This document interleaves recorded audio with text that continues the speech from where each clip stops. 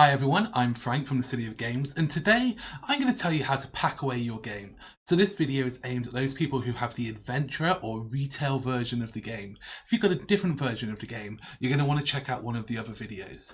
So you can see in the back of the box here, underneath it will tell you what version you've got. So check that you've got the adventure edition and then keep watching. So packing away the Adventure Edition of the game is pretty straightforward. Obviously, you're going to need your empty box, and then we've put all of the pieces out. This is just to give you a bit of an easy way to make sure that it all fits into the box. There's no right and wrong with this. You can do it however you want. But we always recommend you take the character sheets and the achievement sheet and just to put these into the box first. This is going to put them at the bottom, and it's going to avoid any chances of them kind of creasing or getting damaged as you throw the box around. Then you're going to just want to start working up, so we can put the corner piece into the box and we can put the old barn. Again, it's good just to have these at the bottom and to keep them flat. The next thing you're going to want is to take the map tiles.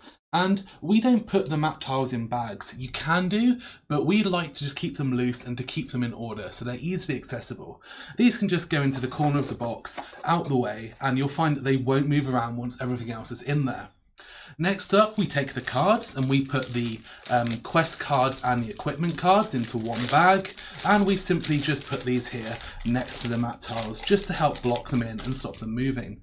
We then take the creature templates and the boss templates, and again just putting these in around the map tiles. As you can see, we're just slowly working ourselves around.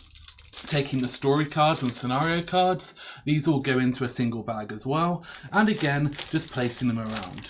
So from this point on, really, it's kind of up to you. With the Adventure Edition, it's fairly easy to get everything in. There's a few hints and tips that I'm just going to kind of talk about, which are really helpful.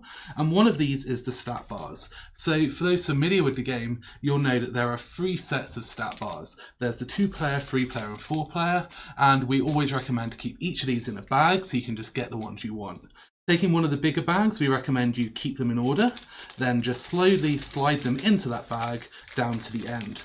Once they're all in that bag at the end, you'll see that they keep in quite nicely, and then you can fold the bag over, locking the ends, and at this point you now have a nice secure way of keeping those stat bars without any chance of them losing their order as the box moves around. This is just a really nice, easy way to make sure that when you next play the game, everything's in order. So again, we just simply place these into the box. It doesn't hugely matter now they're in the bags because they're not going to move around too much. And then we have position cards and skill cards, which we just put into one of the smaller bags together and place that at the bottom. From this point, it really comes down to just putting in all of the tokens and all of the dice and all of the other different little bits. So you can see that I've already bagged everything up. And again, there's no right and wrong way of doing this. What I prefer to do is put things into sets of 2 because I find it's just quicker when you open them up. So here you'll see we've got the ward stones and the curse tokens together. Here you'll see that we've got one of the frost tokens and then the shield modifier tokens. So I like to put one of the effect tokens and one of the stat modifier tokens in the same bags. Now you don't have to do it this way. You'll see that I've actually got a whole handful of bags left over. So there are more bags in there, and you can use smaller bags, but again, I like to use the big bags because it just makes them easier to grab when you're trying to take them out. So the same applies for all of the tokens, and we're just simply going to put them into the box. There's no right and wrong with this. Again, the resource tokens, I put 2 per bag, but if you want to put them into separate bags, you can do that. There's loads.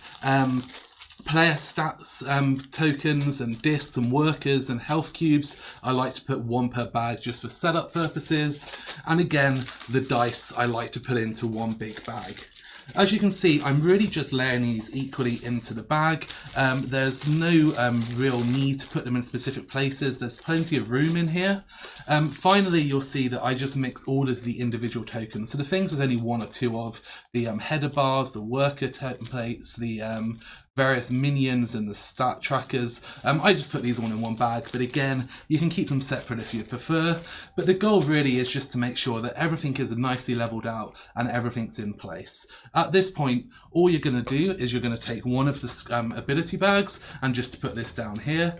And again, When it comes to the creatures, the heroes, the banners, it's up to you. Personally, I prefer not to bag them. I like to just take them and I like to layer them in gently around the box, just kind of slowly spreading them around.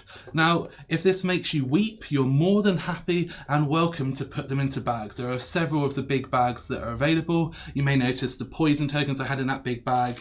They could have been in a small bag, but I just find that generally layering them around just makes it nice and easy to get them out next time you play. It keeps them secure, it keeps them safe. You can keep all the stands on and you don't have to worry about them kind of getting bashed up in one corner. And then once all of these are in, all you have to do is take the 2 skill bags that are remaining and then just layer these over the top. It gives them a nice covering, and as you can see, we're pretty close to the top of the box now. I then just take the clock, I put the clock over the top, and then our rule book and quick reference booklets can go over the top here. If you want to keep the other bags, obviously you can just keep those in there as well, and at that point we're done. We can simply just put the box lid onto our box, and as you can see, everything fits in the box. We can turn it nicely, everything's in there, and we're done. So that's just a quick way of putting the City of Kings back into the box if you've got the Adventure Edition. And thank you for watching. If you've got any questions, ask below. And until next time, keep on adventuring.